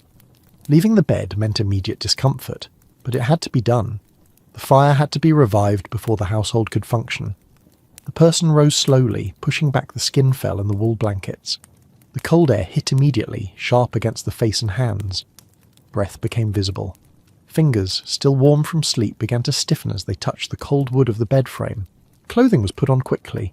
Wool leggings, a heavy tunic, thick socks. These had been kept inside the box bed overnight to stay warm and dry. Clothing left in the main room would be cold to the touch, almost frozen in the most extreme temperatures. Once dressed, the person climbed out of the box bed and moved toward the stove or hearth. The floor was cold, even through the socks. Each step was deliberate, avoiding the coldest zones near the outer walls. At the stove, the first task was to uncover the coals. The layer of ash that had been carefully placed the night before was now gently raked aside. This had to be done with care. Too much disturbance could smother the coals. Too little, and they would remain buried. As the ash was moved, the glow beneath became visible. Red and orange, faint but unmistakable. The coals were still alive. This was the critical moment, the confirmation that the banking had worked, that the fire had survived the night. If the coals were strong, glowing brightly when exposed, the task would be easy. If they were weak, barely glowing, more care would be needed. But even weak coals could be revived if handled properly. The next step was to add kindling. Thin strips of dry wood, usually birch bark which ignited easily, or shavings of pine, were placed directly on the exposed coals. The person would often lean close, blowing gently on the coals to introduce oxygen. The breath had to be controlled, steady. Too much air, and the ash would scatter. Too little, and the coals would not ignite the kindling. As oxygen reached the coals, they brightened. The glow intensified. Heat radiated upward. The kindling began to smoke, then to char, and finally to catch fire. A small flame appeared, tentative at first, then growing stronger as it consumed the thin wood. More kindling was added, building the fire gradually. Larger pieces came next, sticks the thickness of a finger, then split logs the size of a wrist. Each addition had to be timed correctly. Add wood too soon, and the small flame would be smothered. Wait too long, and the flame would die out. But if done correctly, the fire would build. The flames would grow, crackling and bright, filling the hearth or the firebox of the stove. The immediate area around the fire would begin to warm. The person tending the fire could feel the heat on their face and hands, a sharp contrast to the cold air at their back. As the fire established itself, the cabin began to transform. The darkness retreated slightly as the flames provided light. The sharp, frozen quality of the air softened. The frost on the door began to glisten as the temperature rose enough to start melting it. Other members of the household would begin to stir, drawn by the sound of the fire and the promise of warmth. They would emerge from the box beds one by one, dress quickly and move toward the stove. The coldest part of the day was ending. The morning routine continued with practical tasks. If there were animals in an attached byre, they needed to be fed and watered. If not, the first meal of the day had to be prepared. Water that had been brought in the night before might have a skim of this ice on its surface. It would be placed near the stove to thaw and warm. Bread or porridge was made using grain stored in the cabin. The cooking process added more warmth to the room, both from the fire and from the steam released by boiling water. The air, which had been dry and sharp, began to gain moisture again. The morning shock airing would happen soon, within an hour of waking. The doors would be open, the cold air would rush in, and the accumulated moisture from the night would be expelled. But before that happened, the fire had to be strong enough to quickly rewarm the cabin afterward. The revival of the fire was more than a practical task. It was a confirmation that the night had been survived. The ember had been preserved, the continuity maintained. The fire that had been banked the evening before was the same fire that now burned in the morning. It had not died, it had only rested. This continuity mattered. In many households, the fire was considered sacred in a secular sense, not religious, but essential. It was the heart of the home, the source of warmth and light, and the means of preparing food. Letting it die completely was seen as a failure of stewardship. There were stories of winters when the fire did go out, when the coals were not banked properly, or the wood was too damp, or the cold was too extreme.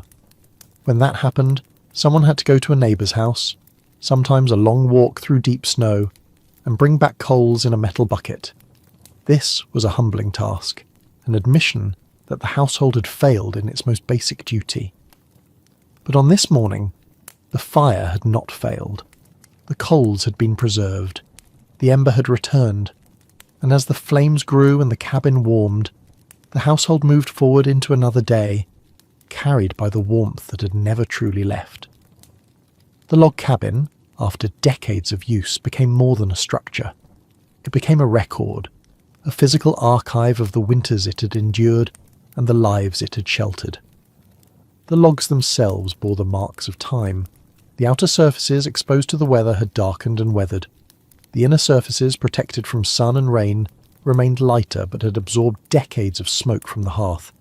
This smoke created a patina, a dark coating that preserved the wood and gave the interior a distinctive colour and smell. The moss in the chinking had compressed over the years, becoming almost like felt. In some places it had been replaced multiple times as sections deteriorated or were disturbed. Each replacement was slightly different, depending on when it was done and who did the work. The cabin's walls were therefore a layered history, with moss from different years coexisting in different joints. The corner notches, where the logs interlocked, showed the effects of settling. The joints had compressed tightly over time, pressed together by the weight of the roof and the natural shrinkage of the wood. In a well-built cabin, these joints became so tight that no light could pass through them, no air could move between them. The precision of the original scribing remained visible in the perfect fit of the logs.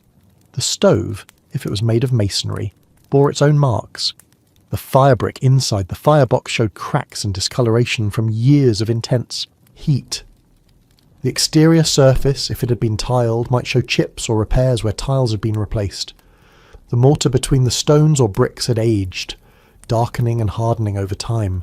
The floor showed patterns of wear. Near the stove, where people stood most often, the wood was smooth and slightly hollowed from countless footsteps. Near the door, where snow and ice had been tracked in and out, the wood might be more weathered, showing the effects of moisture.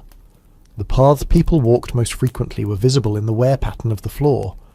The box beds retained impressions of use. The sleeping platforms, compressed by the weight of sleepers over many years, had slight depressions where bodies had rested. The wool mattresses inside, even when fluffed, showed the accumulated compression of decades of use. The wooden doors or frames bore the marks of hands opening and closing them thousands of times. The roof from the inside showed the effects of smoke and heat.